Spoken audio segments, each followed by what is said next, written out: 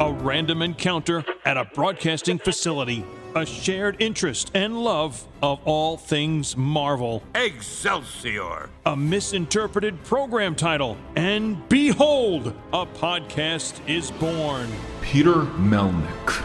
Podcaster and comic book enthusiast. And Eddie Wilson! Upstate New York radio announcer, still with an inordinate amount of catching up to do. Peter, what are you doing? Eddie! Here we go with a new episode of The Marvelists. Welcome, everyone, to The Marvelists, the Marvel Universe podcast. I'm Peter Melnick. And I'm Eddie Wilson. And before we get into the usual rigmarole of today's episode and talking about the topic at hand, which is Shang-Chi. The Legend of the Ten Rings. I'm really glad you said that because I really did forget the extra title. Well, I needed the end in between. But anyway, it's a conjunction. Before we get into that usual rigmarole of talking about the movie at hand, we want to tell you all at home how you can get a hold of us on our social medias. Here we go. Twitter, Instagram, Facebook, at The Marvelists. You can find me on Twitter and Instagram at Peter Melnick. I'm on TikTok at Peter Melnick, but better. You can also find Eddie Wilson on social media, and that is on Instagram at Eddie9193, and the easiest, I think, of all, Facebook, Eddie Wilson. Look for the guy in the sunglasses. Well, what color sunglasses, Eddie? Dark. I mean, it's dark is dark. That's it. Live is life. Opus, 1986. La, la, la, la. Good song in a recent ad campaign. In fact, TV. Probably a different version of the song because every single version is different. I kind of love that. How many versions are there? Well, I've never heard one of the same version. It's because it's a live song, so it's always supposed to be performed live with every version. One and done. I don't think they recorded any other. They never did a studio version. No, it's a live version. Yeah, that's so it. Every single version is different. It's kind of neato torpedo like that. La, la, la. Anyway, you can also find us on Patreon at patreon.com/ Marvelists. For as little as $3 a month to as much as I'm sorry, do you need a throat drop? $3 a month gets you early access to episodes, our undying love and gratitude. $5 a month gets you bonus shows, including Fantastic Voyage, where we cover the 102-plus issues of Stan Lee and Jack Kirby's legendary, iconic, and even fantastic run of The Fantastic Four, the world's greatest comic magazine. You can also hear us talk about a series called You Haven't Read That, where Eddie Wilson... I do. What does he do? Read and discuss. Richards. No, that's The Fantastic Voyage. It's all connected. But stuff never read before. That you should have. Yes. On our August episode, what were we talking about? Watchmen. On our June episode, what were we talking about? Batman. No, which Batman? The Dark Knight Returns. Attaboy, Eddie. And in our October episode, what will we be talking about? The Walking Dead. What are you having for dinner? To be determined. Exactly. But, Eddie, you can also find us on a wide variety of streaming platforms: TuneIn Radio, Stitcher Radio, Podbean, SoundCloud, Spotify, iHeartRadio, among many others, all available for all iOS and Android devices. Go to iTunes, where you go on there, rate, review, subscribe, share. 5 stars if you are ever so inclined. Do you remember? What was that day in September? Of September. Mm-hmm. Thought we were both singing words together, but we're going back to iTunes. Broken ice cream machines and whatnot. 5-star because, yeah. Anyway. Also, belowthecollar.com / Marvelists. Because if you've made it this far, you are in fact dad joke immune. And when you do realize that, well, first off, when you do, that's a poop joke. We're not immune to those kinds. Clean it up. My whole life is... That's an inside joke that I will not be getting into. Clean it up now. But when you do, get our dad joke immune t-shirt. One size fits you. Exactly. Although I don't think they're going to be able to get the shirt to you in a timely manner, because as of right now, that shirt is being sold through belowthecollar.com, which is a subsidiary of 1 Hour Tees, which also owns ProWrestlingTees.com. And shout out to company friends of the show, All Elite Wrestling, because they are currently blowing that store up. Their shirts are currently going through. They hired extra staff to process orders. We'll pretend it's for our show, but it's not. But we'll pretend it's for our show. But a certain Best in the World signed up for that company, and their shirts are next to impossible to get right now. But if you love us, buy the shirt, and, we'll love you back. Yeah. I guess it's what we do, eh? Yeah, that's what we do. You scratch my back, I scratch yours. I do have an itchy back. I'm hairy. I'm Italian and German. What do you expect? Proper grooming, perhaps? Sir. Yeah. Eddie, you ignorant slut. How dare you? This episode, we are talking about Shang-Chi. I hope so. And on it, we're going to be, first off, by the way, just a mini dedication of this episode to pal of the show, Nick Wells. Nick was going to be on this episode, but plans changed, pal. And as a result, he was not able to make it. But not of our doing, so yeah. Mini dedication, mega Shang-Chi fan. Oh, yeah. To the point where he owns the first appearance. He owns every single action figure of the character right now. And then some. He just ordered the hot toy of him. He just ordered a Funko Pop that's signed by Simu Liu. And yeah, let's get into talking about the movie. Good. I'd like to know how to say his name. Simu Liu? Simu Liu. Got it. And this, so I love the hell out of this movie. I thought Sean he starts off as, yes. Well, no. Yeah, he does start off as what Sean. His name tag says. I love all of the dynamics of characters in this movie. I think overall, actually, but I want to ask you this. When you go to these movies, Eddie, do you bring like a clipboard with you to write notes down? It's dark, so I don't. I think I tried doing that. I remember that once. A couple of times, but now it's just, let's go with whatever I'm going to recall. Do people look at you like, is he a movie studio executive writing down notes of? Yeah, I'm not looking at anybody else really. So, otherwise they might think I'm trying to pick a fight. Or I have been. I think I've actually been asked, "What's that for?" We're recording, whatever that kind of. I've been asked that actually more at concerts, but not of recent time. I think I gave that up 2 years ago. That's honest, and I'm good with that. Really? Well, yeah, with the set list, because you can get the set lists available on setlist.fm. Yes. Did you finally realize that? Oh, I've known that a while ago. It's a good website. But anyway, Shang-Chi, there we go. Easy for me to say. Yeah. But this episode, we are talking about the movie, and I would say overall, it's an absolute blast, and I cannot recommend this movie enough, just right off the bat. It's one where you didn't have to look at your watch, I don't think, to know that it's 2 hours and 12 minutes. I mean, I would not to say you knew, I know how long that was. It kept moving, it was good, and I think one of my doubts was, or uncertainties was, how's he going to fit in this character into the Marvel Cinematic Universe? And by putting names and characters and cameos, yeah, there's a great segue into this for sure. We got a lot of cameos in this movie, and I'm just going to get to what I consider to be one of the big ones. And it might be a big one to some, and other ones are just going to be like, really, jackass, you're saying that? I'm like, yeah, I am. Trevor Slattery returns to the Marvel Cinematic Universe. You might know Trevor Slattery under another name. He's here, but he's not here. He's here. It's complicated. He's a terrorist. And it's about time I got to do with some validity and ask the question, where's the Mandarin? Oh, he's there, but not the character that you think he is. Oh, okay. But I always find it funny. A lot of people complained about Ben Kingsley's character, and I like how these movies find ways to take the older movies that might not have worked and find a way to fine-tune it in a later movie. So when you do rewatch it in a later rewatch, you're like, oh, this movie is not as bad as I remember, because they found a way to explain that away. So you have that prior knowledge now, and you're like, oh, okay, that's why that guy's that thing, and it's not as bad as I remember. This movie's kind of boring, but it's still not as bad as I remember. Iron Man 3 was pretty boring. But in regards to that character coming back, he got the biggest laughs out of everyone in the movie. In the theater I was in, like, that was the most consistent, reactions to. I'm not sure if I completely agree with that. Your theater. We saw, I think, different showings. Well, of yeah, the same evening. Did you see 3D? No, Eddie? so you saw yours, I think, 45 minutes before I did. Something I to that saw effect. before you. No kidding. All right, so be that as it may. We Or also may saw not. before Shang-Chi superfan Nick Wells, which, again, Nick, I'm kind of surprised, I'll be honest. That hurt, I'm sure, on his part. But what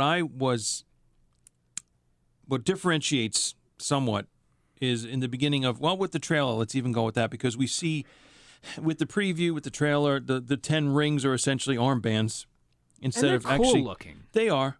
They really are. And, we get to the point where they change color from the I guess, menacing or.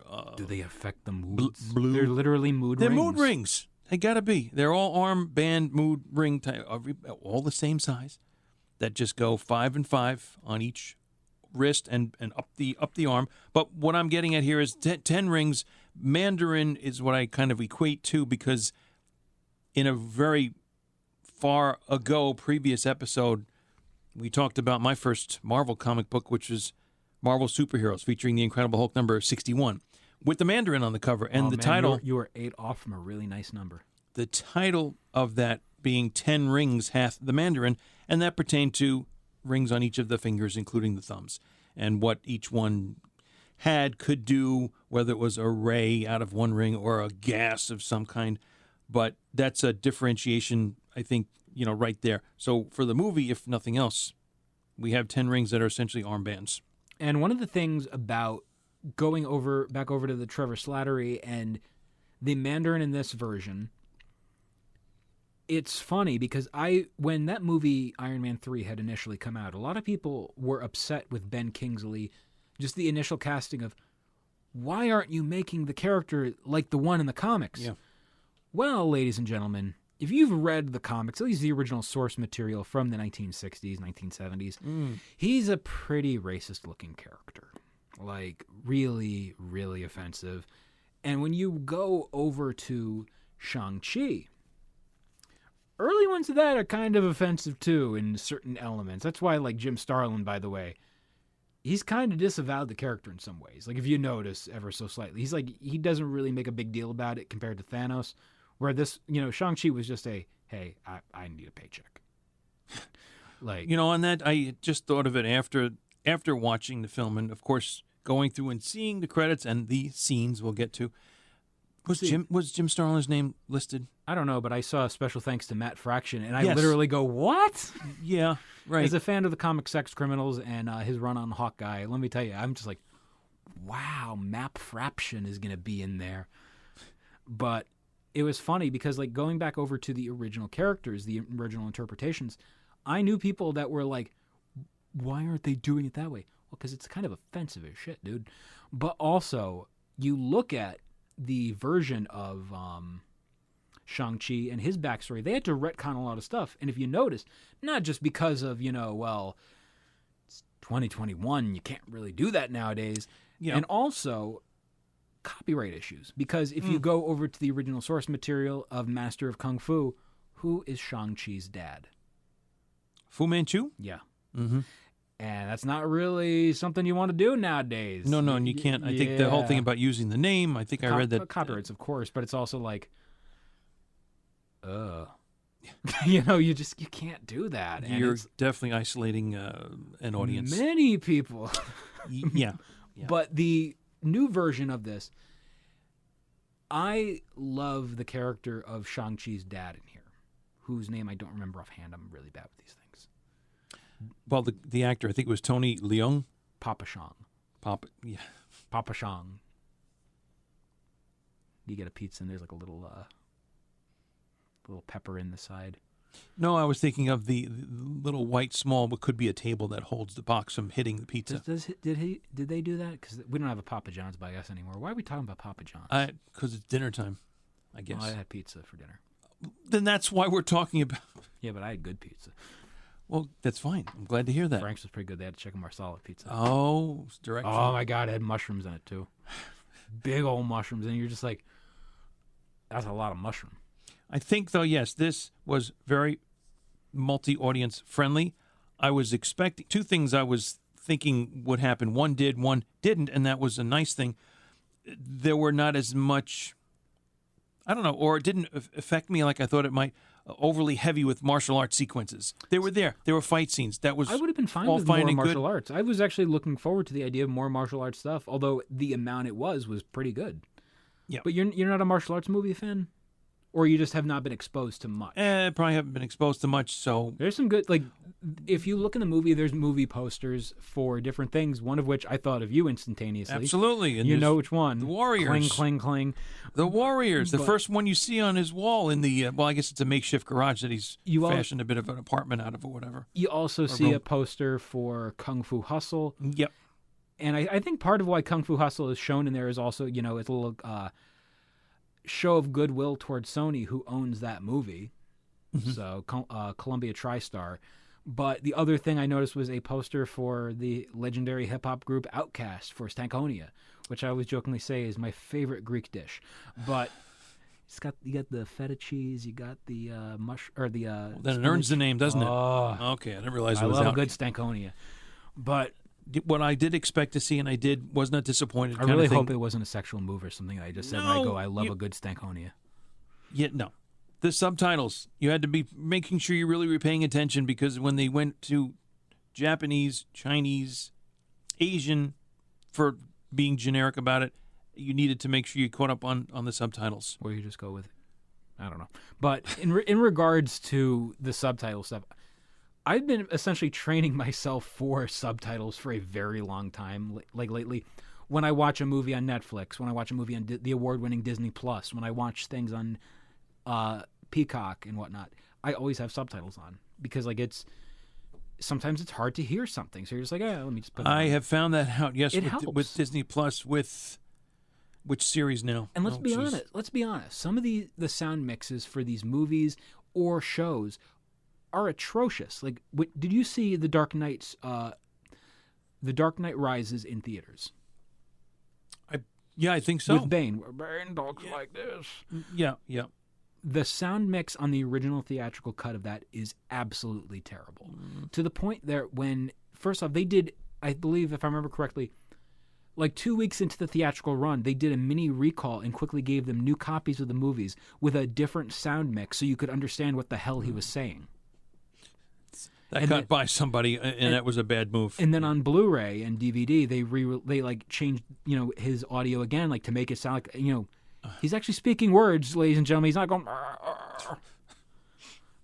Although, to be completely honest, like the Nolan Batman movies are notorious for bad sound mixing in terms of audio. Like, I don't wear hockey pads. Wasn't it? For 2 years, or not 2 years, but like up until when the movie came out on DVD where you could see the subtitles, I knew people, myself included, I don't wear hockey pants. Not pads, pants. So, Okay. Chris Nolan, when you're not being so far up your own ass, just pay attention to the audio. Thank you, ladies and gentlemen. Next. Yes, I would like I'd like some of the Stankonia. To go. Yes, please. And we'll know where you're going as he ups and exits the room. I just we need to get up more because my booty hurt. Oh, We're doing a double here, ladies and gentlemen. Just this is part 2, if you couldn't tell. what we do for our loved ones, aka our audience. On a holiday weekend. Holiday row. What doubt is this? What date is this? It was the 3rd of September.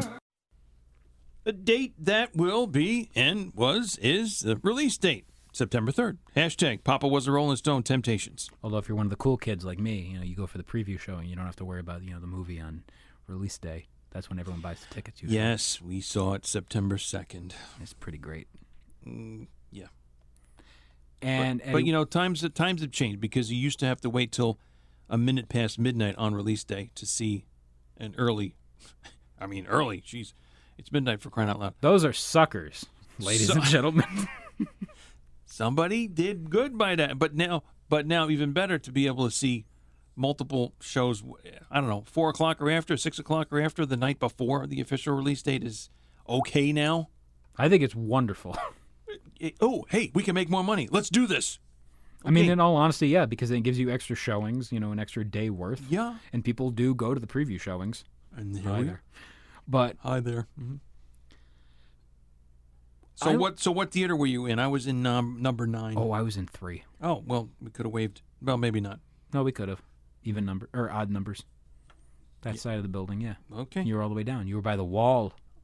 the beginning of the aisle there. But anyway, this movie also, like I said, we get the reappearance of Trevor Slattery, the other Mandarin who is not an orange. But what I love is we also get cameos. And apparently the one cameo that we're getting is not going to be the last we see of this character, potentially very soon. Abomination. Yeah, that's who I thought it must have been. And it was. Mm-hmm. And it was good. And seeing that character just randomly pop back up in the Marvel Universe, I don't know where you can utilize Abomination. Right. Like, he could be a heavy in a future movie. I think Abomination could become a good guy, if anything. Because in the relationship he has with Wong, they're just like, yeah, you messed my shit up, but see you later. See you tomorrow. And I also love that Wong is essentially in a fight club. Like, when you really think about it, like, Wong would be the last person to be in a fight club, but he is in there. And I cannot get enough of Wong utilizing the portals. I don't know why. Like, ever since I saw him walking into a portal with his suitcases and just piecing out of there. Yep, see you guys later.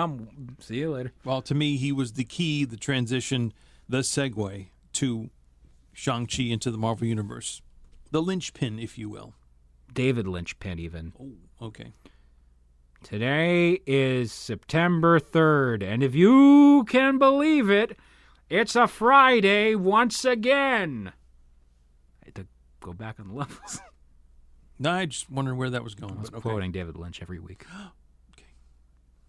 And if you can believe it. I love David Lynch. He yells all the time.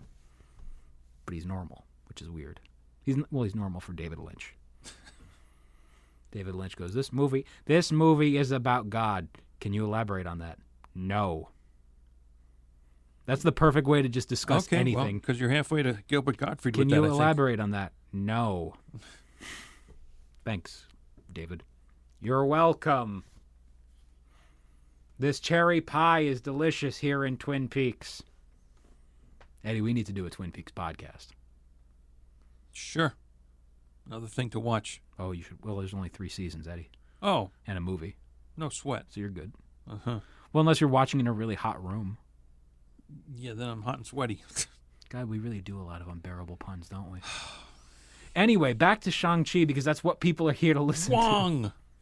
What is Wong? Nothing. Nothing's Wong right now. Everything is okay? Everything is correct? Nothing's Wong? Everything right is wrong again. Thanks a what? They might be giants. But let's get into other characters in the movie. We have Awkwafina's character of Katie, who I could not get enough of. Well, I think you said your audience was really reacting the most to Slattery. But it was a mixture, to be honest. I dare say it was Katie in my viewing. Katie had a lot of solid lines and a lot of solid interactions, and she reminds me of the secondary characters in the Netflix shows, such as Daredevil, Jessica Jones, etc., in that I don't know if they will bring her into a team movie. Darcy. But what I'm saying... There, I'm going with Thor, yeah. But does she show up in things like The Avengers? No. Well, WandaVision, but that was that's something completely different. I know, but she just along those same lines. But in regards to like bringing her in a team movie, I don't know if I could see her alongside, like her showing up in like, "Hi Thor, how are you?" "I'm good, verily." "Oh look, it's Korg." "Amen." That's the end of my... Oh man, we are off to a rousing start with this episode. We really, truly, and definitely are. But what else, Eddie? She did a great job as in the role of Katie. Absolutely, she was right on top of things, and wherever something could be made light of, perhaps it was. Even if she dropped, a little bad word, but it kind of fit the mood. Especially, oh no, she even said a bad word. Starting with even before she had to wind up driving the bus. The double extended bus that all of a sudden had no brakes because of the guy with the extended sword out of his hand. Razor Fist. Razor Fist, that's right. It's on the car. Right. I wanted Razor Fist, and I wish the character didn't die. I would love to see Razor Fist meet Taserface. And I kind of thought of Taserface, too. Characters like that with names like that, they're so damn dumb, and I love the hell out of names like that. Like, that is like a 12-year-old who got a notebook and he's like just drawing comic characters and just adding pouches to every single one of them. Blood fart coming soon. That is really not. No. Well, that's a comic, Eddie. Oh, even. Well, now it is. Yeah. Eddie Wilson presents Blood Fart. I'm crediting Blood Fart to you, by the way. Here and only here. This is where it ends. Eddie Wilson, the creator, the provocateur of Blood Fart. Welcome to the circus. Oh, man. That line from our close personal acquaintance, Mark Ruffalo, I loved hearing that line from him, and I will be honest, when he showed up, I go, oh, wow, in the theater, like a complete dork. Yep. But I got to ask, because those scenes, among a couple others, could you tell they were shot during COVID times? Because I certainly could. Like, for example, the scene of Shang-Chi's dad fighting Shang-Chi's mother in that little area, and it's all CGI. It literally looks like they just shot in a green screen room with two people in there doing their thing, and I'm like, oh. It's weird, you know? If I looked a little bit more closely, I guess I could have detected that also. But realizing that, you know? I was realizing that in the course of their fighting and the close-ups, that it's like, oh, they're going to fall in love. They're going to be a thing, an item. That was definitely not the point I was talking about, but here we are. But in regards to like just the production of how they do stuff like that, I really enjoy that element. And I think the idea of you have to adapt in these times. It's kind of cool to be able to see these technical innovations, and while they are a bit of a nuisance right now with how everything is, the accomplishments of what can be done in these difficult times is pretty impressive. And seeing, like I said, those characters at the very end, the mid-credit scene, I believe. Seeing that mid-credit scene got me. But we're going to be, I don't know if you know, when a movie recently comes out, we jump all over the place on the topic. Whereas if a movie has been around and, you know, we go scene by scene, but this is a little different because, you know, we don't have the movie on hand. We don't have really a, you know, note-by-note scene of what the movie is, but I digress. And just a one-view recall type thing. Yeah. But in regards to seeing those appearances of the core Avengers and seeing Carol Danvers return, seeing Bruce Banner return, by the way, in human form, yes, which is very interesting, so we'll see what happens there. Supposedly, rumor and innuendo is he returns in the She-Hulk series and becomes human form again through there, so the viewing order of this stuff is going to be so damn complicated. Well, throw in the fact that, yes, and I think before we saw the image of Bruce, you heard him first. And I said, wait, that sounds like, and boop, that's who it was. Boop indeed, Eddie. And what I think I saw on one site already, it might have been actually Wikipedia, that talked about the fact that you see Bruce's holographic image wearing the sling. No, he was just a Force ghost from Return of the Jedi. Oh, no way. Why is that ghost sitting on a log? I'm referring to the Obi-Wan Kenobi scene. Oh. The ghost got tired, so he sat on a log. That's it. It's time to rest. Like a bump on a log. But it's funny because you're seeing, by the way, the return of Carol Danvers, and I'm sure a bunch of fanboys who make YouTube channels and use as their thumbnails a mildly disgusted photo or a photo of Brie Larson where she looks mildly, you know, disinterested or something, and they put up headlines like, Brie Larson is hated by the cast of the Avengers and other shitty websites. But I think it's funny that people are not realizing at this point, oh yeah, she was very disinterested and, you know, monotone in Captain Marvel because she was controlled and now she has a personality. That's why her personality is showing in the movies. You baby-brained idiots. I think there was an insight. The internet's tiring, Eddie. Yeah. That's why you have to disengage. And I sure do. Disconnect. Power down. Oh, that's a good one. We got to have that more often. Sir! How dare you? How dare you? Oh, crap. Yeah, you blew out your own head with that one. That's very good. I blew up my head like the movie Scanners, David Cronenberg. Oh, damn. That's a big, 1981, I think. That's or a something. big watermelon. That's exactly. Or a splatter everywhere. Oh, man, we should do a Scanners episode. We should not. Eddie Wilson talks Scanners. Clean up on aisle whatever. It's all the aisles. Ugh. The Carol Danvers cameo holographic appearance has her, I guess, responding, it looks like, to that beeper of hers, and then says, oh, gotta go, whatever. And I think Bruce said, well, yeah, she does that a lot. Yeah, maybe a couple of times, at least that we know of. So we don't know if that's going to tie into anything, if that's just another way for her to be done with her cameo, or there was something else that we will get back to, what she went to respond to, perhaps. Well, with the movie, I had a conversation with friend of the show, Daiko, of A Stark Contrast podcast. and we're talking about it, and the comment I remarked to her was, are we going to see, or, I'm interested in seeing how he interacts, Shang-Chi and Katie, with the rest of the Marvel Universe. Because, yes, we've got the ancillary characters like Abomination, Wong, Trevor Slattery. Yes. But then you see him interacting with the core people like a Carol Danvers and Bruce Banner. And it got me thinking, like, what's going to happen when you see him interact with a character like Rocket Raccoon or Groot or Drax the Destroyer? It's going to be really weird to see, but I'm there for it.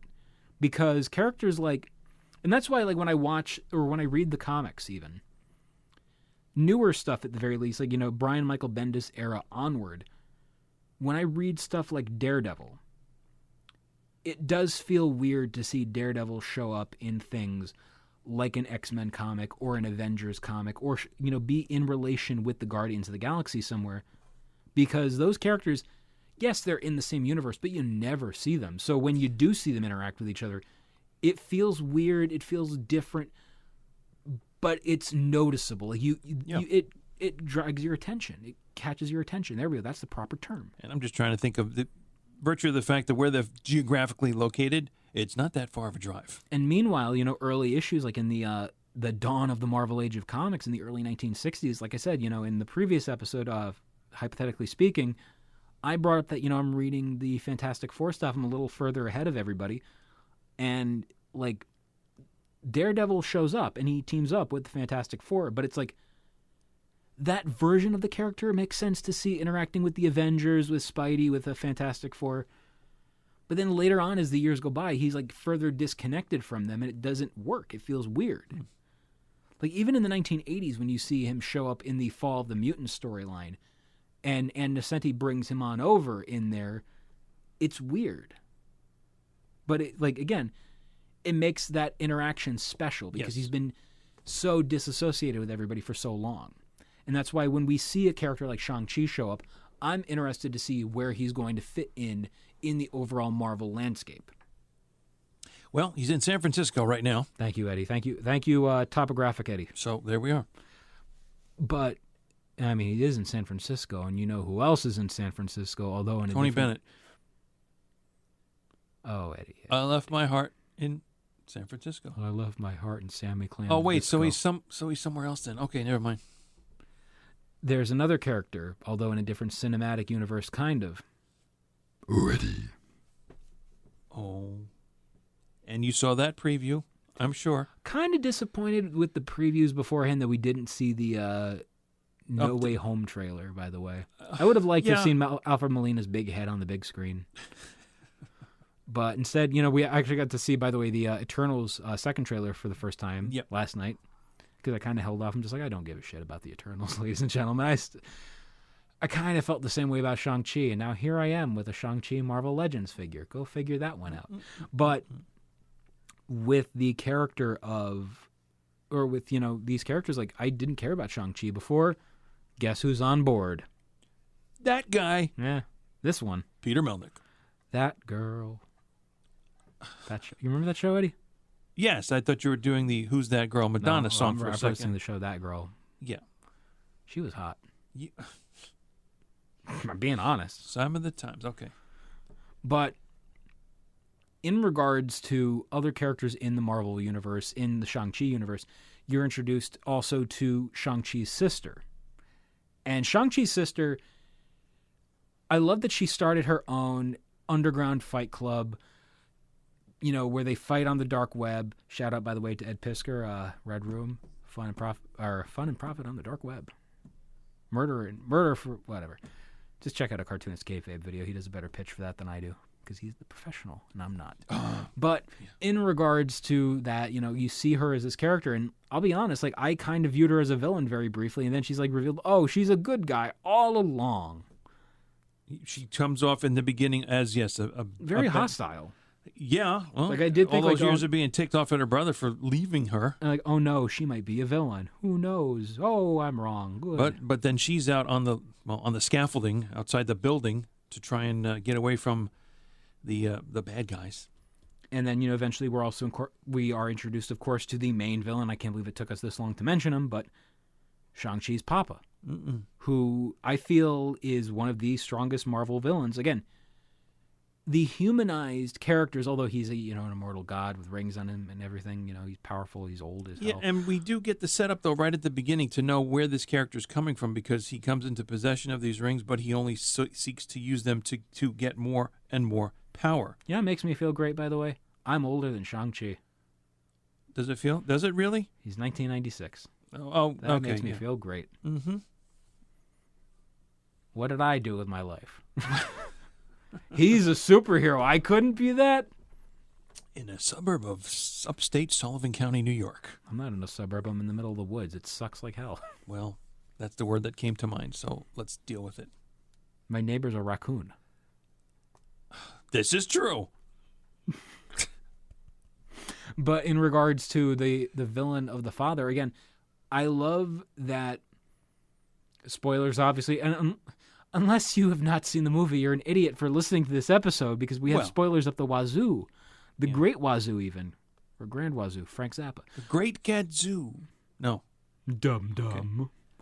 But in regards to the father, I love that at the end, he has his redemption, because the whole issue with the mother, turns out he becomes a good guy all along. He sacrifices himself, and he learns his lesson, because we have that story thread and that little, hint of he will be a good guy. He's got to be a good guy because his wife had tamed him, essentially, made him into a hero, and then it all went to hell, and now he's got one more shot at redemption by doing the ultimate sacrifice. Because he was hallucinating, maybe, that he thought his beloved through the wall. Which nope, is a big-ass dragon. Big butt that should have been stayed locked up, and because we get into that, I don't know, supernatural sci-fi-ish. I'm thinking of the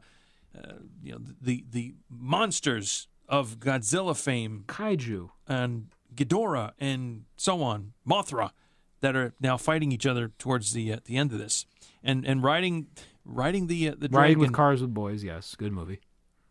That Shang-Chi and his sister are on that also. For a couple of parts of that, actually. So, and overall, just that introduction, I would be remiss if we don't talk about one of my favorite characters in the entire movie, and I think you know where I'm going with this. Morris. I absolutely love Morris, and I love Katie's description of him as a chicken pig, and there's so much about that character that's genuinely wholesome and adorable, and man, you can tell if Toys R Us was still around, there would be plush Morrises, and I'm actually really shocked that there are not. I hope Morris gets the Baby Groot treatment or Grogu treatment, where there's a bunch of merchandise made as a result, because I would love to own a stuffed Morris. It's possible. I don't know where we could play. I don't know the positioning of it, because it looks like, it's got an ass for both sides, but it's a cute little thing, and it's got to come with sound. That's all. You would not expect a character like that to be as adorable as it is, but it is. Well, Slattery can easily understand what it's saying. He's the Morris Whisperer, and I really enjoyed that about him. Mm-hmm. But again, I like that this is essentially a movie about redemption. Redemption on multiple surfaces. You have redemption of the father, and then on a literal standpoint in the Marvel Universe, you have the redemption of Ben Kingsley, which is a sad thing to say, because Ben Kingsley is a phenomenal actor, but because a bunch of nerds got their panties in a twist over the fact that the Mandarin was not actually the Mandarin in Iron Man 3, but you get that character's redemption and a redemption of the character itself. I love that. I think it's a cool thing to read into, Yeah, especially when he's, acting that he's playing dead. And Morris do this, so Morris obliges, flip over, back. And then he still looks at him like, really? Yeah. I'm acting. He's an actor. Acting. Right. So overall, I would say this is definitely a fun movie. One of my things, you had said you did not turn to your watch, hey, is the movie almost over? Pacing can be a bit of an issue with this movie. However, the action scenes more than make up for it, because when the action scenes do start going, they really start going. I feel like the lulls in the movie are more of the speaking scenes, and that makes sense because it's an action movie. You want the action, and when the action is there, it hits hard and it hits fast. I would be remiss, we did not talk about it, but my favorite scene in the entire movie was revealed through the trailer, but the bus scene. The bus scene is one of my favorite fight scenes in the Marvel Cinematic Universe, if we are not counting the hallway fights from Daredevil, the elevator fight from Iron Fist, among many others. At close quarters, too. I love that. It's not the same. The bus scene is not the same as the train scene with Doc Ock and Spidey. No, it's not whatsoever, but it's fun, and the incorporation of these slick moves. And this was a movie where humor was there, but it wasn't there in abundance like other Marvel movies. And you'll always hear, we've gone on this route before, but hey, this might be somebody's first episode, whatever. But my biggest thing that hardcore fans will complain about is, the use of humor. Have you read a Marvel comic? Mm-hmm. Marvel incorporates a lot of humor in their books. Like one moment that always comes to mind is a conversation between a villain and Dr. Doom, and the villain says, "You took everything from me." And Dr. Doom goes, "You have to be more specific. Do you realize how many people's lives I ruin each week?" Oh, no. So it's like there's the humor in there, and it's slick, fast lines. And yes, that might not happen in real life, like the quick wittiness. But mostly probably is because you're hanging out with, boring people. But No. I'm a wise ass. I can say things from time to time. I'm fun to be around sometimes. Oh, Eddie, give us your candid thoughts. But in regards to some of the humor, it works. Whereas, you don't need a 2-hour brooding fest. And yes, I'm looking at the DCEU. But incorporating humor is a valuable part of this. It's a sense of brevity. It can't always be serious. And for the most part, this movie is a serious affair for what it's trying to be. And the elements of action, the elements of mysticism, and the overall mythology of the Marvel Universe are astounding. And performances from every single person involved is stellar. And that's a very hard thing for me to say, because other movies, that doesn't happen all the time. This, on the other hand, every actor does a phenomenal job. The character of Shang-Chi's aunt, she absolutely knocked it out of the park. And each actor worked so well off of each other, and I cannot commend them enough. She definitely is worth mentioning, and she does hold her own for sure in this.